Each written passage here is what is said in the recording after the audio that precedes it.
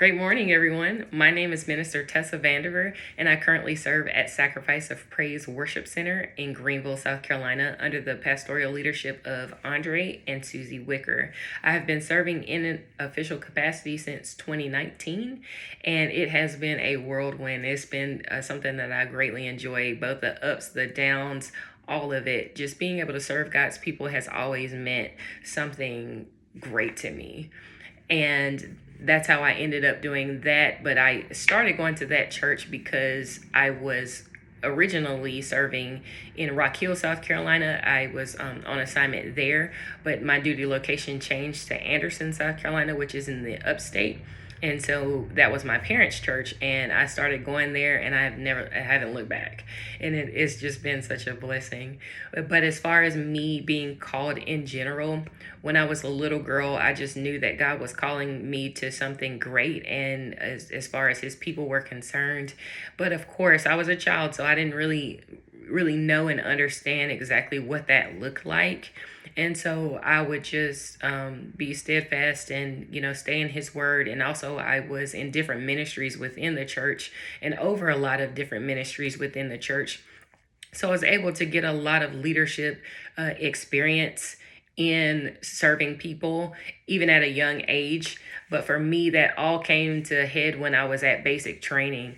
I would do Bible studies in the laundry room for a lot of the ladies that wanted to come. And I would generally do it when we had a major event that was happening that next morning or that next day. It could have been the 12-mile ruck march. It could have been our fitness test or whatever it was. Or even if any of the ladies were like, hey, are we going to do Bible study? Absolutely. Let's go ahead and do it. So that's something that I would do while I was there. And I would also, when I was on fire guard, I would write encouraging notes to each of the ladies. There were 61 of us.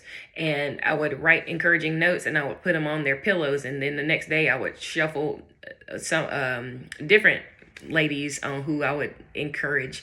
But I wouldn't put my name on it.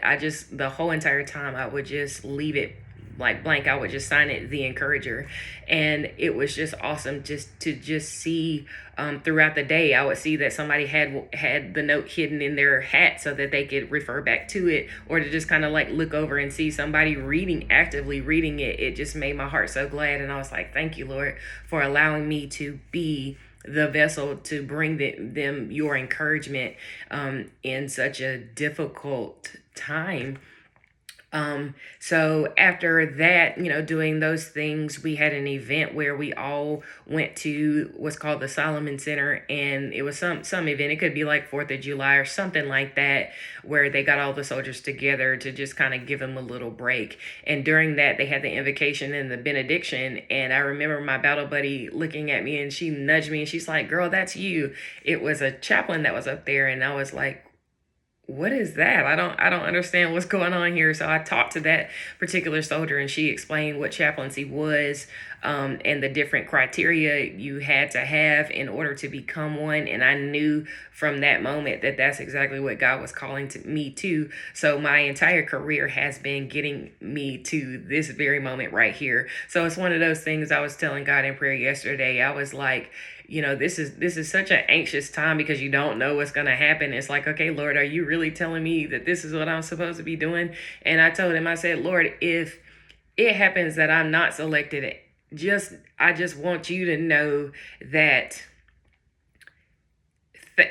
I just was so thankful for everything that has happened up to this point, because I have grown so much, not only in ministry, but just as a person in general. So it's like, if nothing else happens, thank you. So thank you for this opportunity for me to introduce myself to you. And as far as why I would want to be an Air Force chaplain, is because the Air Force has always been the branch that I've wanted to be in. Although I'm in the Army, I joke with people all the time. I say the only reason I'm not already in the Air Force is just because the Army recruiter got to me first. When I tell you those gentlemen, those ladies and gentlemen, they're on their job, okay? And he sold it to me And as you see, I'm still in. It's going to be almost 16 years now, and it has definitely been a blessing to serve with my comrades on a daily basis. It's been a great it's been a great ride. However, the Air Force is something that has always been near and dear to my heart. And I've visited a couple of the bases, and I'm like, yeah, this is it. This is exactly what it is that I want, and I know that this is where I should be.